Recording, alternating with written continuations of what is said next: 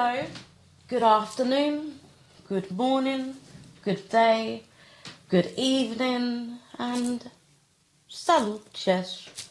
I'm trying to start adding other languages now. So, I am your host today, Duchess Letitia, also founder of Letitia Antoinette, and known as artist Madame Kaprzyńska. Now, this is mind over matter, and one of the exciting, fun things that can be is when the professional in psychiatry, especially with the mind, gets to speak directly also with the ones that have a condition as such. And I've recently have written a book exploring this, and I can understand through the journey of the relationship with patient and doctor as such. Sometimes the patient can feel that they're not being understood, but then the doctor can also be seen in another light. But then there's also something deeper going on that is only to be understood by that individual. So, with lots of praise and applause, I welcome and bring to the table to the show Anna Storey. Woohoo!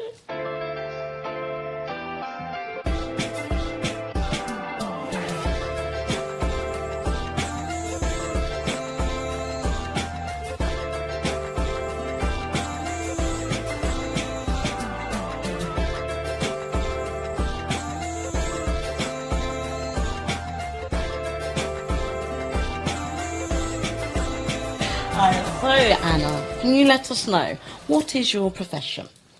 I'm a psychotherapist in private practice. Okay. And you are a mother as well? Yeah, that's right, yeah. How long have you been working as a psychotherapist?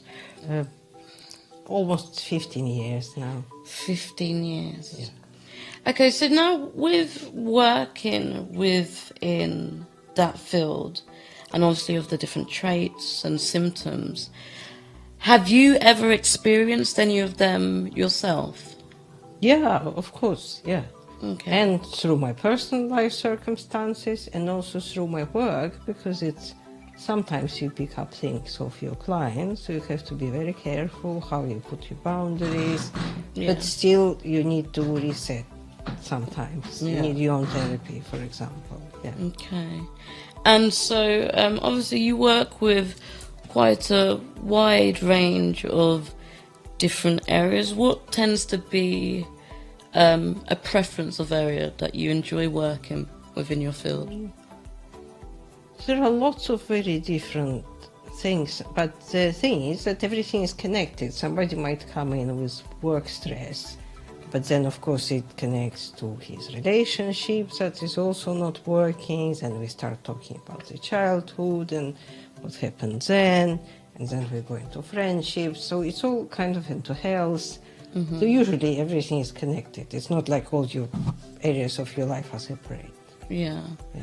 So, like, in seeing that and taking into consideration how life generally has changed all over the world, and especially with all these epidemics and natural disasters and whatnot, has there been a pattern at all of particular conditions that are on a rise at all? And if so, what is that?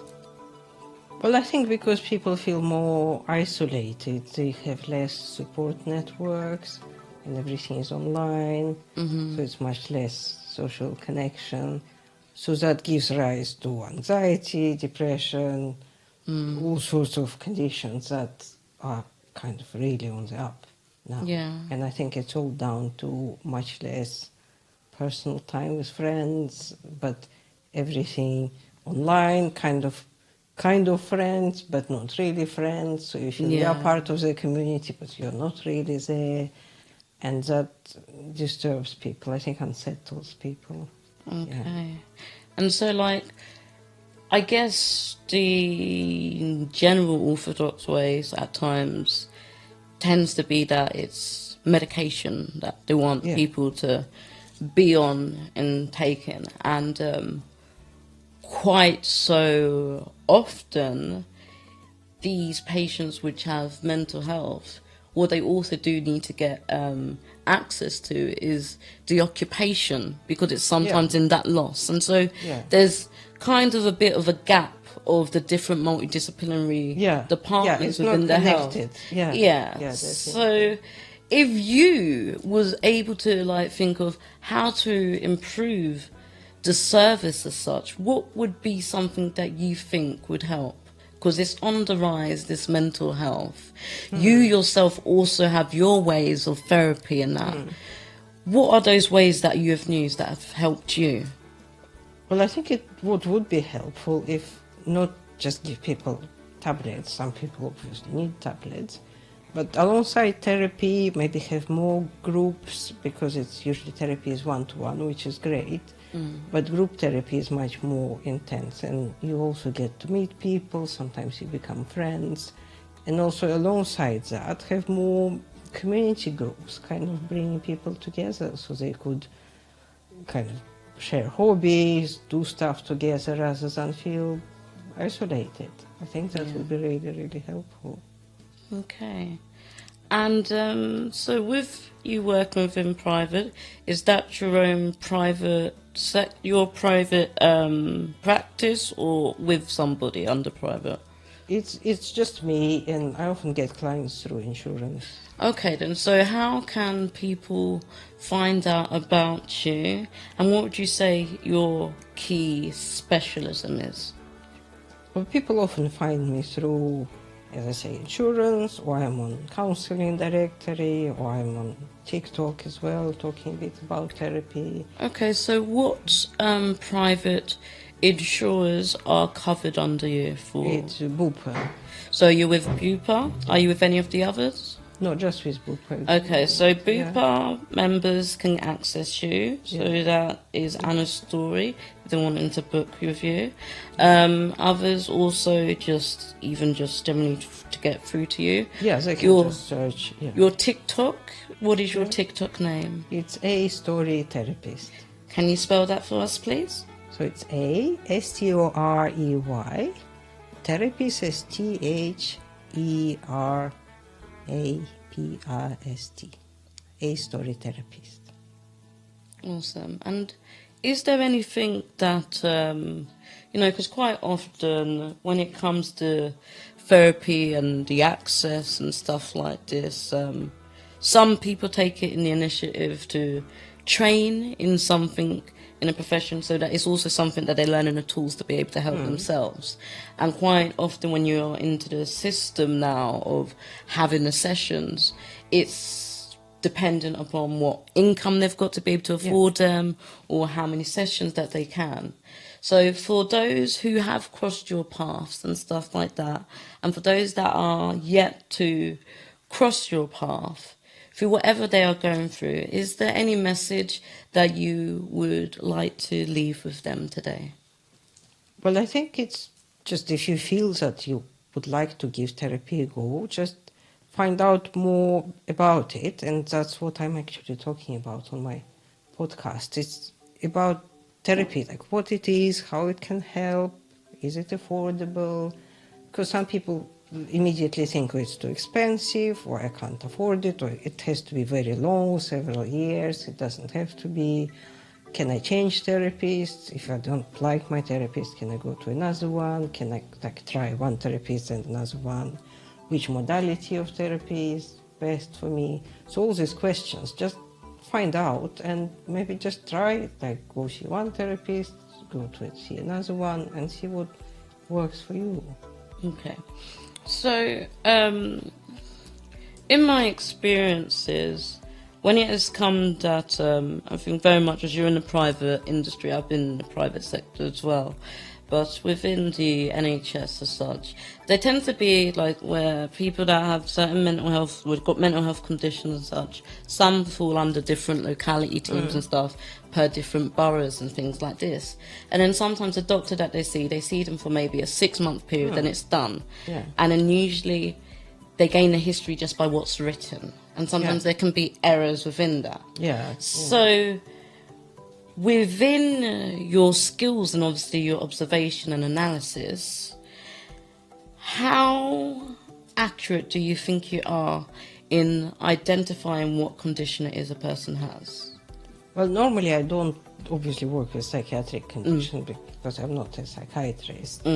So it's initial first session, talking to the client and asking questions like what are they looking for, what are their goals in therapy, and as I say, usually it's functioning people who go to work, they can they do all sorts of interesting things, so they don't fall under category of psychiatric patients. Okay. So it's different, I guess, from assessing people who have serious condition. And for that, I would need to work with a psychiatrist and refer a person to somewhere else. So as you say, when you say therapist, because this is one of the things that people, and even I, and you get a lot of confused from your psychologist, your counsellor, psychiatrist, psychotherapist. There is the difference. Can you just elaborate on those differences in regards to what you do and if you get that? Of course, and psychotherapist and counsellor is basically the same thing. It depends which body you're registered with, but actually it is the same. Okay. And psychologist is slightly different training, different, again, registering body. I'm not sure about the details of the training and how psychologists actually work with people and how different it is from what psychotherapists do.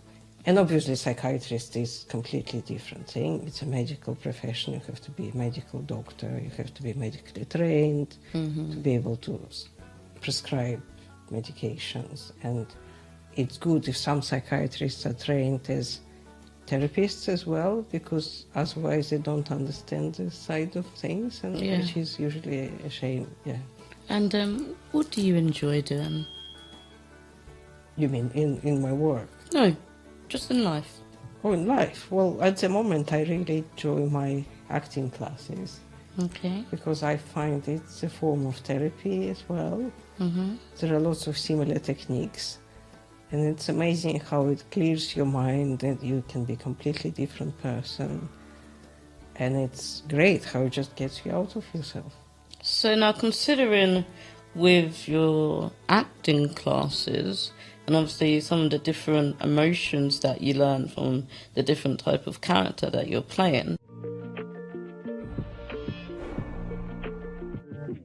Hello, I'm Paul. Welcome to Mind Over Matter, episode 7. Today's guest is Karinna Love. Hello. Thank you for joining us today. Thank you for having me. No problem. Today we're also going to carry on the discussion of mental health and how it affects everyone and how it affects everyone's day-to-day life.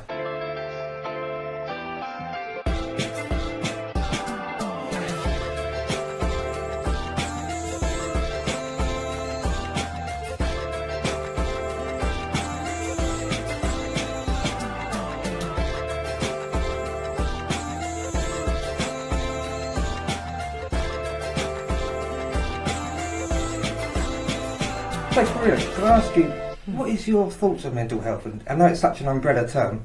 Can you describe mental health to us a little bit, how you feel about it? How I define it?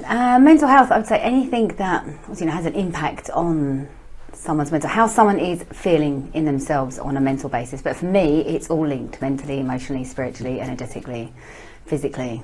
The whole shebang, all of it can have an impact on how someone's feeling. I know, because it can be from something as severe depression, or something as anxious, and people think, oh, I'm just anxious. That is a form of mental health, isn't it? And what kind of forms of anxious is there, would you find? OCD is one. I know a friend of mine, she suffers with OCD quite badly, with all sorts of things, all to do with sort of safeness and fear, or relating to her childhood, funny enough. Anxiousness, I suppose, is something that I have dealt with. Depression, suicide, personal experiences with a long time ago. So but there's many forms of mental health issues. So do you think mental health, where does it come from? Does it really come from trauma, childhood trauma, or trauma in the past? I think it comes from many different places. Childhood trauma tends to be one, but not just childhood trauma, childhood experiences.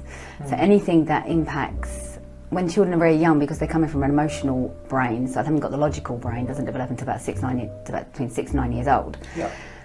Everything's coming from an emotional standpoint, so everything they hear and see, the subconscious kind of takes on, it goes straight to the subconscious, and that can then shape them, their perspective on the world, how they behave, how they interact with people, the thoughts that they have. And if they've had anything that is considered traumatic to that child as they get older, then that just accumulates as they get later on in life. And that can be detrimental to relationships, to Everything. friendships, everything. Everything. So, a lot of people talk about depression pills and medicines. I know that you do some alternative medicines. Could you like to explain about that at all? Some alternative thinkings? Would you like to explain on that? Yeah, I do various alternative. The business I'm going to be setting up is actually in complementary therapies, and at the moment I am qualified in Rahani, which is Rahani Celestial Healing. So it's very similar to Reiki. The practice is the same as Reiki, the modality is the same as Reiki. So, to tell our viewers, what is that? What is it, Rahani? What is it? It's an energy-based healing. Energy-based healing. So like Reiki, if people have heard of Reiki, which is a lot more mainstream, its energy comes through the practitioner and then comes through the hands, and then you're working on someone's aura, like someone's energy field that we all have that surrounds us, that surrounds our physical bodies. So you're working on that, where Reiki is a certain type of energy that you're channeling, and with Rahani you're channeling in sort of an angelic energy. So it's love. It's all about connecting people back to their heart, bringing balance, mind, body and soul. It's a very, very beautiful energy to work with.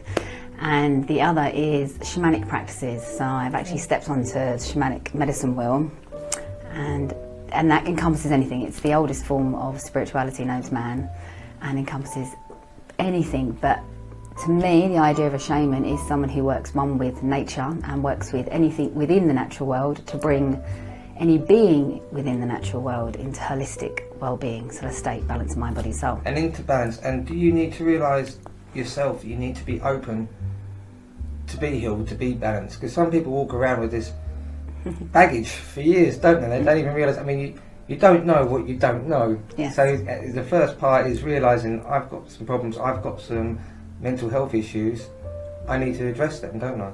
Yeah, awareness is definitely the first. Is the one, yeah. It's definitely the first step. If you're in denial, or if you like to say it's all within the subconscious, because subconscious remembers absolutely everything. It's like a record. So, and we tend to, as we get older, tend to box these things up, put them in the back of our brain, suppress them. People turn to external sources of comfort. E.g. alcohol, excessive eating, negative patterns of thinking. Yes. Because it's all just a circle, isn't it? It's just, Yes. it's just, and It's you just need cycle. to break that. You need to break that cycle. Yeah, break the trauma cycle. So yeah, people will suppress, and then at some point later in life they might have an epiphany, or they might have, obviously some people term awakening, but to me awakening doesn't just mean, it's more awakening up to yourself, who you really are underneath everyone else's bullshit that you've had piled on you since you were very, very young. And it must be nice to have that lifted off you. It's fabulous. Because I know a lot of it about patterns. We're talking about patterns, bad cycle patterns, because you can swap bad thinking patterns for good thinking patterns. Yeah. I know a lot of people have thoughts, and they sometimes thought isn't real, but if you give that thought energy, then that thought can take you away. You know, we have, how many thoughts do you think we have a day?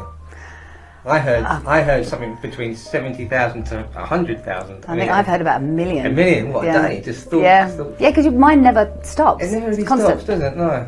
And if you don't pay attention to the stuff that's just running through your mind, I used to be very, very critical of myself, very judgmental, because of the judgments that I'd been given by other people, mainly. And then you internalise that and you become more and more critical of yourself, and before you know it, you're just walking around telling yourself off for every single thing that you've done or haven't done throughout your day. Yeah. And at the end of the day, that's just, it's... Sometimes it's give horrible. yourself a break, you know, it's okay, and you know, one's Yeah. perfect, so wait, don't go Yeah, exactly. on. And I think sometimes we have these thoughts, if you give them power, if you give them, think about them, that's when they can go off. So just a thought, like I think of it like a train. Comes into the station, and then it just leaves the station. I'm not getting on that train, goes, and then you come back to the present again. Do you think being present is important? Yes, definitely. Yeah, so when you're present, you are more aware of yourself. How am I thinking? How am I feeling? What am I doing in the world? How am I operating with others? You can only really be, awareness comes from being present. And you say you're starting up your business, what was that? Is that doing some healing work? It will be, yes. So it'll be doing the Rahani, doing the shamanic practices that I offer at the moment, which will increase the further along the medicine wheel I get. So there's like 4 directions of medicine wheel. So it can take quite a long time to complete the whole thing.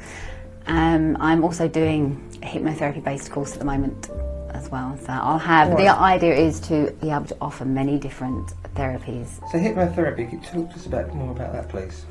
Okay, this particular one is hypnotherapy based. So the lady that created the course was a lady called Marissa Peer, who's very, very big in self-development world. She does a lot with a company called Mind Valley, who are very well known.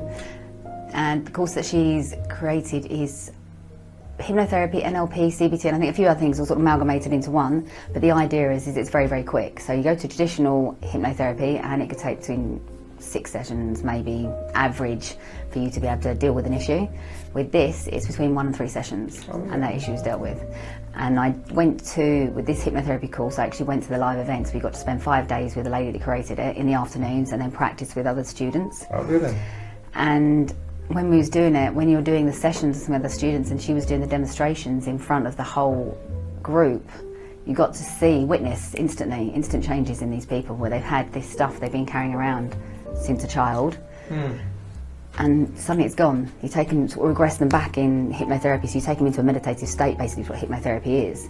And then when you're in that meditative state, you can then start talking to a person's subconscious, and it's the subconscious that holds everything. So then you can sort of pull the memories out, if you like, or get them to remember certain things, but then you're able to change that. So like say the replacing or the reframing, as they call it, this particular modality, and then people change and they have instant changes. Because it's always the subconscious. We don't realise that we hold this, do we? Like, no. And that's tapping into the subconscious to change these beliefs, isn't it? Yes. And so you can change the bad beliefs and negative beliefs into good beliefs. Yeah, and then you change someone's behaviour and actions because you change their beliefs. They're no longer walking around critical of themselves, feeling depressed. They're able to see that there actually is a different way. Do you think like social media has got a big impact? It's like every time you look on Facebook or someone's Instagram, it's basically their highlight reel, isn't it? It's not them day to day. So a lot of people look at it and think, oh no, that this person's doing this person looks like this person... You know, that's their highlight reel, it's not them. Yes. So you don't always have to announce to that, do you? Yeah, and I know someone in particular, I won't mention any names, but I know someone in particular that when I've seen their Facebook statuses, it looked like they're having an amazing time. They were off on holiday all the time, amazing life. And then when I saw them in real life, and they hadn't done any of that, those pictures they were putting on Facebook actually were, you know, a few years old. Yeah. And I suppose maybe in their eyes, it was a way for them to feel better about their life at that present time. But it gives you a completely different perspective on someone else's life. You don't really know what's going on behind closed doors. No, you don't, no. And I think that's the thing about mental health issues is, you know, someone's got a broken arm, someone's lacerated, cut, you can see that, but you can't see mental health damage. No. And look, we're having these discussions now in bringing awareness to it. I think, you know, we're really doing a service, really, to the nation. Yeah, it's very important. Very important. And, now, going back to negative thinking, negative cycles, you know, I've found a lot of way that I've helped in my own experiences, but in how to cut the cycles.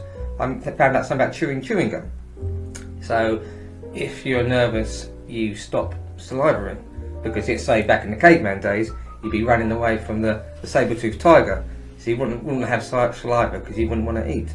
So once you start thinking these negative thoughts or getting depressed or anxious, pop a chewing gum in, all of a sudden you're creating saliva, and your mind thinks, wait a minute, there's no risk here at all, and it breaks the cycle. Okay, that's good. I've not heard of that. That's good. Yeah, it breaks a bit like meditation breathing. Do you meditate? Yeah, I really meditate pretty much on a daily basis. Oh, but I found different meditations. I couldn't meditate a few years ago, and people have I know a lot of people that have trouble with the word meditation. Why do you think they have trouble? It's a bit stigma. It's like not hippie, but it's all your breathing, isn't it? It brings you back centre, and your mind thinks. Yes, I think with the person I'm thinking in particular, it was more when you meditate, this whole idea of you're supposed to completely empty your mind, and I don't know if there's many people that can actually get to that unless you live, I suppose, a Buddhist life. They might get to the point where they can empty their mind, but it's more just about being able to sort of quiet things or take your focus off that and bring your focus onto something else, like the inner self. So that's how I did it. I don't actually stop the thoughts. Like you say, thoughts come and they kind of go. So it's just trying to... Not feed the thought. Yes, not trying to run away with it. Run away with the thought, yeah. So do you think like goals are important?